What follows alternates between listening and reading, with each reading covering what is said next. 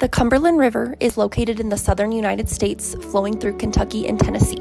There is one spot of the river in particular that holds a lot of significance to not only me, but my family as well. Every time I visit my family in Nashville, Tennessee, I always make it a priority to go see the Cumberland River. The river can easily be seen from downtown Nashville while enjoying a night out in the town or going for a relaxing day walk with loved ones. Depending on the time of day, the Cumberland may reflect different shades of green, blue, orange, and sometimes even purple. During the daytime, families can be seen kayaking or fishing, and laughter from children is often one of the many things visitors can expect to hear while the sun is shining. Different types of birds, such as great blue herons or purple martins, can also be seen circulating the river throughout the day. When the sun sets, the lights of downtown Nashville brighten up the river, and the music from the country bars in the area gets louder and louder, creating a fun and vibrant mood. The Cumberland River can be enjoyed by many, day or night. I have made many memories in downtown Nashville, and many of those memories involve the Cumberland River. Ever since I was little, when I would go to Nashville with my parents to see our family, my mother would always say that we need to go visit the Cumberland. Every time we visit the river, we take a walk on the Shelby Street pedestrian bridge. I personally love to take walks there at sunset when it's not too hot out. The closer and closer I get to the river, the more at peace I feel. I have lost many family members that lived in Tennessee, and I know they all loved the river, so I always feel their presence when I am there.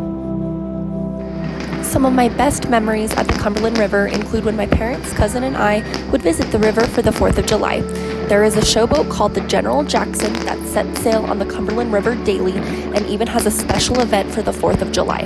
The boat will park in the middle of the river near downtown so each passenger can clearly see the bright and beautiful display of fireworks. Nashville has the most beautiful fireworks show that I have ever seen, and I will never forget the times I was lucky enough to see it. The Cumberland River has really helped to shape my identity because it has been a pretty big part of my life for almost as long as I have been alive. It has essentially become a tradition for my family and I to visit the river every time we find ourselves in Nashville. I could not imagine visiting Nashville without going to see the Cumberland. When I think about this river, I feel nostalgic, calm, and excited for the next time I will be able to go visit.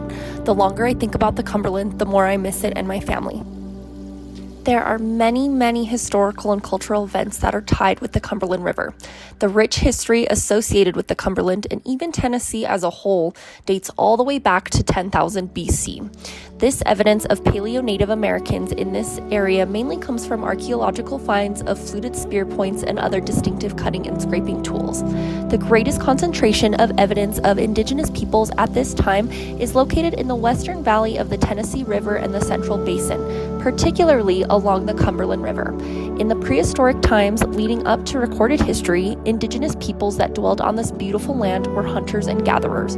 They also came together for purposes of warfare or ceremony, made pottery, relied on gardening and domesticated plants as well as corn and beans, constructed mounds for temples, created elite residences and council buildings, arranged mounds and household structures around open plazas, and celebrated religious ceremonialism. It is said that during the Woodland period, which is somewhere around 1000 BC and 1000 AD, is when these bands of Native Americans started to group together to form socio-political units called what we know today as tribes. In the late 1600s, the prehistoric era came to an end and marked the beginning of recorded history.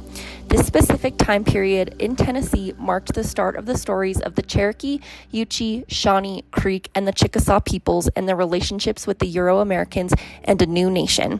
By 1689, the Shawnee peoples had established villages along the Cumberland River, and the French built a trading post near the Shawnee's primary village in what we know today as Nashville. The Shawnee tribe, being in this location, unfortunately created a conflict with the Cherokee peoples living to the east and the Chickasaw peoples living to the west. Both the Cherokee and Chickasaw tribes came together in 1714 to drive the Shawnee tribe out of the area. However, the Shawnees wouldn't go without a fight. The Shawnee peoples continued to hunt the area around the Cumberland River after that, but in 1745, the Chickasaws and the Cherokees united to battle the Shawnees for the land once again. One of the bands of the Shawnee tribe was led by Peter Chatier, and he settled with the Creeks in Alabama shortly after the Cherokee and Chickasaw peoples drove the Shawnee peoples out of Tennessee.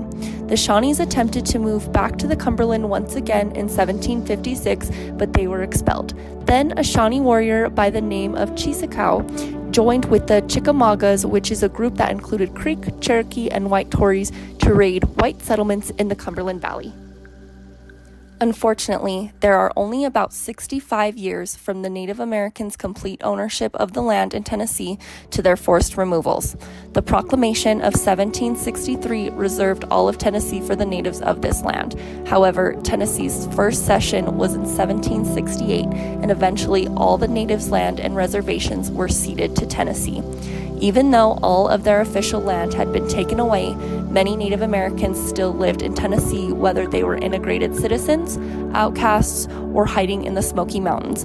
Later, Chief and warrior Tecumseh attempted to recruit other tribes to join his Northern Confederacy, and he ended up joining Cheeseekau in the fight against the Cumberland Valley settlers.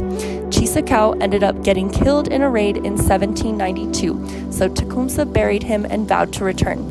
Tecumseh continued to try and recruit tribes, but his efforts did not go over well in Tennessee. After every other tribe was removed from Tennessee and the surrounding areas, the Cherokee peoples were the main tribe left. This was just the beginning of what is known as the Trail of Tears, which usually refers to the U.S. government's relocation of the Cherokee natives. In 1817, ratification of the first treaty between the U.S. government and the Cherokees for provisional relocation took place. In 1830, Congress passed Andrew Jackson's Indian Removal Act, which authorized the president to negotiate more removal treaties with the Native American tribes living in the eastern United States. These treaties were considered voluntary, and they offered federal land west of the Mississippi River in exchange for Native American land in the east, as well as providing assistance with the tribe's relocation. The Cherokee Nation resisted these attempts by President Jackson's administration to induce the tribe to accept a removal treaty. Eventually, several Cherokee leaders ended up becoming convinced that removal was inevitable and that they should accept a removal treaty. The Treaty of New Echota was signed, and it stipulated that the Cherokee tribe would migrate west within 2 years. Most members of the Cherokee tribe did not accept this treaty, and it was never ratified by the elected government of the Cherokee Nation.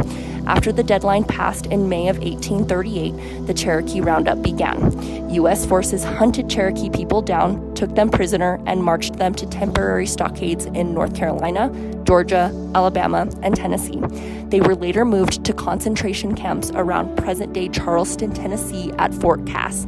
Some Cherokees were able to avoid the roundup, hiding in the mountains of Georgia, Tennessee, and North Carolina as the military swept towards their homes, and some were able to escape the holding pens. In August of 1838, units of mounted troops continued to hunt the fugitives. I was very surprised to find out that indigenous history near the Cumberland River dates as far back as 10,000 BC. I thought it was very fascinating that from archaeologists' findings, they were able to tell that there were many Native American communities that dwelled in that area for many years. It did sadden me to find out that the Cherokee and Chickasaw tribes didn't get along with the Shawnee tribe and basically forced them out. I do think it is pretty amazing that the Shawnee peoples didn't go without a fight and they didn't give up easily. I found it extremely disheartening when I found out that President Andrew Jackson created the Indian Removal Act that allowed him to negotiate removal treaties with Native American tribes living in the eastern United States, especially since the Proclamation of 1763 reserved all of Tennessee for the natives of this land. I don't think that it was fair at all to negotiate all those people's homes, considering they had been there for a very long time. It was also very sad to learn that some of the Cherokee peoples followed the president's orders without putting up a fight, but what really devastated me was reading about how Andrew Jackson sent the military to round up the rest of the Cherokee peoples that did not want to leave their homes. It's so disappointing to hear that the leader of the country was okay with hunting down and putting the Cherokees in concentration camps for simply not wanting to leave their longtime homes. Even though I was sad to find out that the Cherokee tribe helped with driving the Shawnee tribe out of Tennessee, I do think that the Cherokees were extremely brave and they did not deserve this brutal treatment, especially since they had been in Tennessee for many years. The land surrounding the Cumberland River has always tied me to a sense of belonging by providing me with a physical place to connect with the beauty of the area, my many memories of this place, as well as my lost loved ones. Now, after learning about the long history and the many stories that took place on this land, to say I have even more respect and appreciation for the Cumberland River is an understatement. When telling others about my many personal stories I have that are associated with this place, I will make sure to highlight the many events that took place long before I even existed, in hopes that future generations will be able to connect their personal experiences with the rich Indigenous history that this land holds. Learning about the Cumberland River from an Indigenous perspective and its importance helps me to emphasize a deeper connection with this land, as well as helping me to view it as an entity rather than just a river. Once we can understand that this land is like a relative, we can start treating it as such by considering the long-term effects of our actions, and this allows us to start thinking of more ways we can preserve the land for generations to come. The next time I visit the Cumberland River, I will not only see the beautiful scenery and my lost family members, I will also see those strong Indigenous warriors that didn't give up easily, and I will remember that this land is so much more than the memories I have there. I am sure I will not only feel a sense of comfort, but a sense of strength and inspiration as well.